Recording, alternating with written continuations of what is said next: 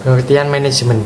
Definisi dari manajemen adalah suatu proses yang mana bertujuan untuk mengatur suatu hal yang dilakukan oleh beberapa orang atau suatu organisasi dengan maksud untuk dapat menggapai tujuan dari organisasi tersebut secara bekerja sama memanfaatkan sumber daya yang ada atau yang dimiliki.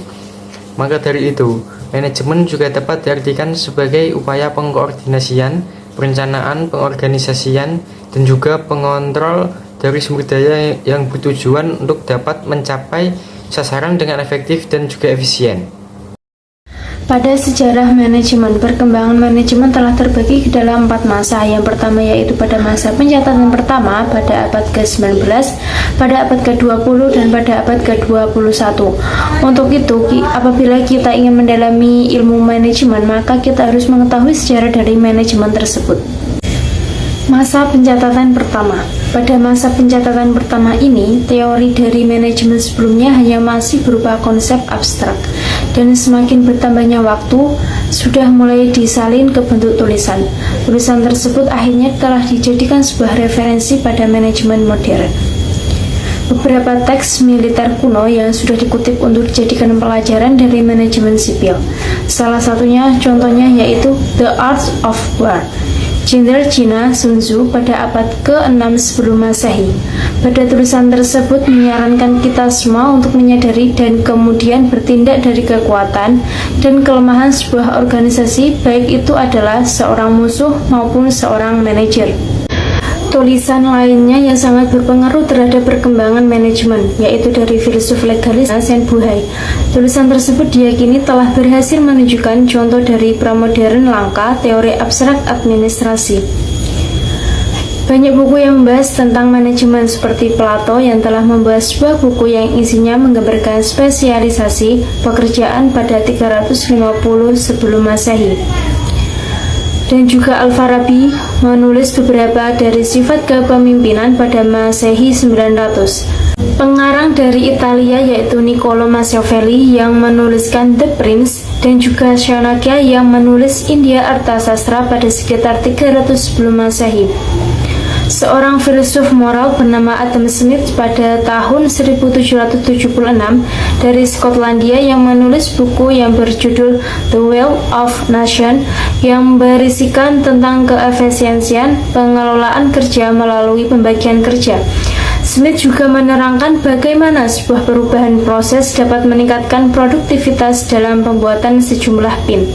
Contohnya, apabila satu individu dapat mengerjakan dan menghasilkan 200 pin per harinya, maka Smith memiliki analisa dari langkah yang terlibat dalam pembuatan, dan dengan 10 spesialis, produksi dapat meningkat menjadi 48.000 pin per harinya. Nah, pada masa inilah yang disebut-sebut sebagai masa dari pemikiran awal manajemen.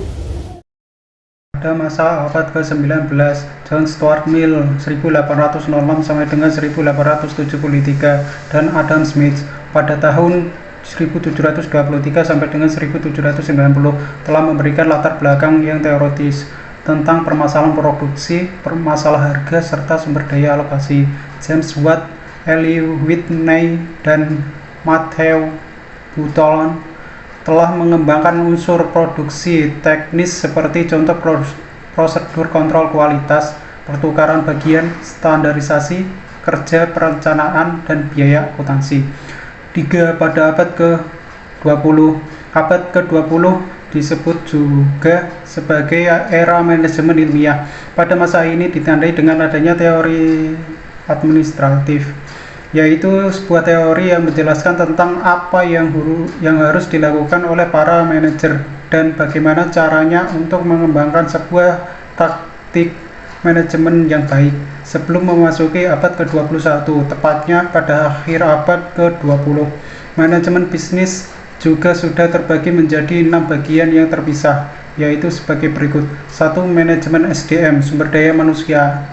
2. Manajemen keuangan. 3. Manajemen strategi. 4. Manajemen pemasaran. 5. Manajemen informasi. 6. Manajemen operasi. 7. Manajemen produksi. 4. Pada masa abad ke-21, era modern, manajemen adalah sebutan bagi Abad ke-21. Pada abad ke-21 diperkenalkan oleh seorang ahli manajemen yang bernama W. Edward Deming dan Joseph Juran. Deming juga menekankan betapa pentingnya peningkatan kualitas dengan menyusun teori 5 langkah reaksi berantai, dan apabila kualitas tersebut ditingkatkan maka produktivitas akan meningkat. 2. Biayanya akan berkurang karena biaya perbaikan telah berkurang dan kesalahan yang terjadi sedikit. 3. Meningkatnya pasang pasar karena terjadi peningkatan kualitas dan penurunan harga. 4. Bertambahnya jumlah pekerjaan yang ada. 5. Meningkatnya keuntungan yang membuat perusahaan dapat bertahan. Tujuan manajemen. 1. Selalu terus melakukan sebuah inovasi pada suatu kegiatan, karena dengan begitu kita dapat hidup dengan lebih teratur. 2. Selalu mengontrol kembali kelemahan, kekuatan, peluang, serta ancaman peluang yang ada. 3. Selalu mereformasi sebuah strategi yang telah dirumuskan supaya sesuai dengan perkembangan lingkungan eksternal. 4. Melakukan dan meninjau kembali strategi yang telah dipilih dengan cara efektif dan efisien.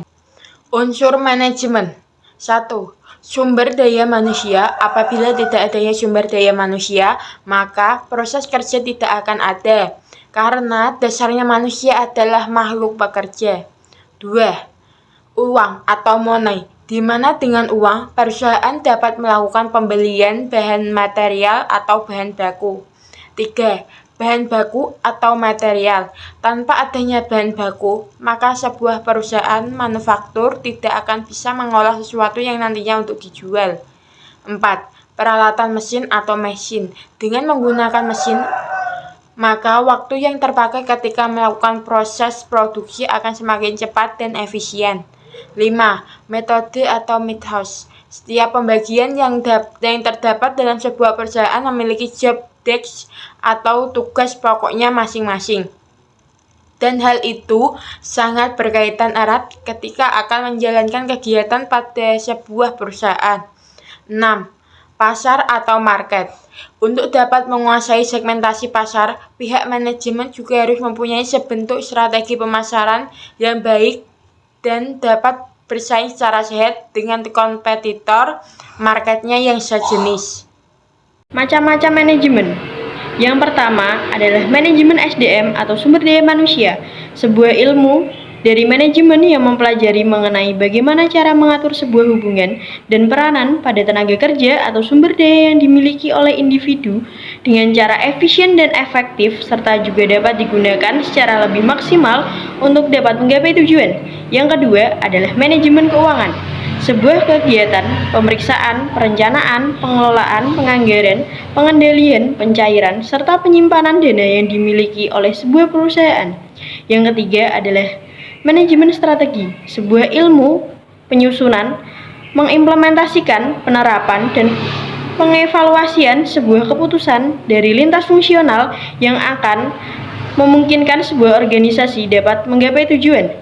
Yang keempat yaitu adalah manajemen pemasaran, sebuah proses dari penetapan tujuan pemasaran dari sebuah organisasi dengan mempertimbangkan sumber daya yang telah tersedia dan juga dapat peluang pasar. Yang kelima adalah manajemen informasi, sebuah manajemen yang melakukan pengelolaan sumber data yang di dalamnya terdapat proses mencari, menyusun, klarifikasi, dan juga memperlihatkan seluruh data yang berkaitan langsung dengan kegiatan sebuah perusahaan. Yang keenam yaitu adalah manajemen operasi dan produksi manajemen yang hanya memfokuskan diri pada sebuah proses produksi yang dapat memastikan untuk memelihara dan mengembangkan kegiatan proses produksi tersebut berlangsung dengan efektif dan efisien.